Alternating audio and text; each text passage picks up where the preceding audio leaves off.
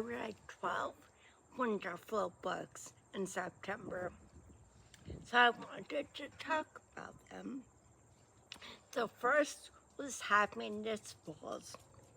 I gave this 5 stars, and it's about a man who goes missing, and the only witness is his nonverbal disabled son. Next was The Safe Keep, which I gave 4.5 stars, and it's about a cranky woman who lives in the Netherlands in her family's home in the 1960s, and her brother brings home his vivacious girlfriend, and they butt heads before romance blossoms, and it just blew me away. Next up is Demon Copperhead, which I was pretty intimidated by the size of this book. But it's about poverty and addiction from the perspective of a young boy named Demon in remote Appalachia.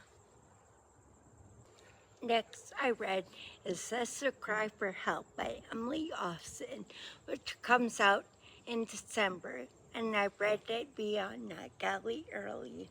But it's about a young librarian who talks about the importance of banning books and not the importance of banning books, but like the trouble of banning books and the importance of public library spaces, while also dealing with the grief of her ex recently passing away.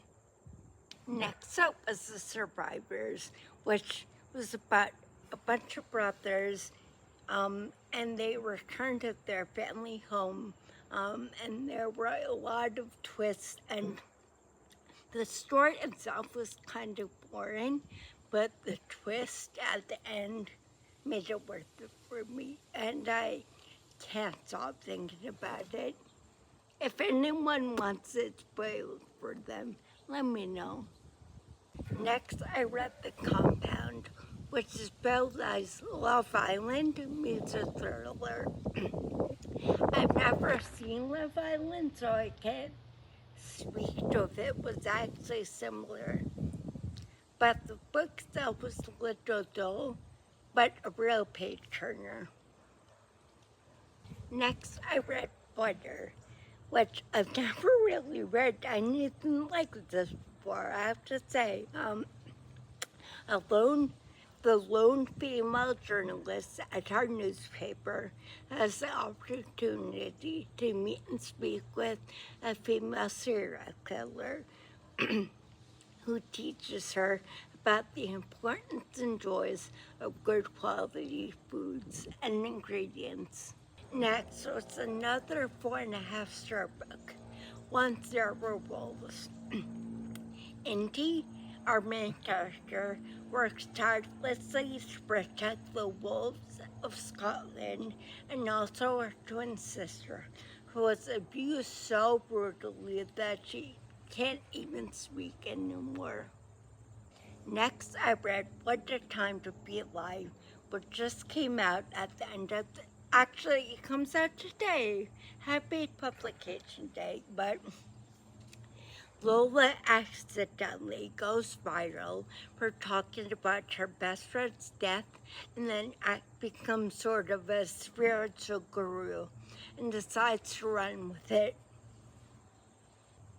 Next was The Vegetarian, which is about a woman who has a haunting dream that causes her to stop eating meat and then endures countless horrors from her family and society as a result. Next, I read Audition, where a young man approaches an acclaimed actress out and says, like, "You're my mother," and she explains that that is not possible. And then in the second half of the book, it's as if he's always been her son. It was really good, really confusing, and I was definitely interested the whole time. Next up, I read My Friends, which I did enjoy, but I feel like I generally just don't know where I stand on my relationship with Frederick Popkin and his reading, because I really didn't care for a man called Ove, or Britt Marie was here. I did enjoy My Friends. It was tragic and interesting and really sucked me into that story. So, knowing that, should I try Anxious People or should I just cut my losses with Fred? And that was my September. And I have to say, it was really, really good in terms of books. And I'm excited for October and all of the spooky atmospheric reading to come.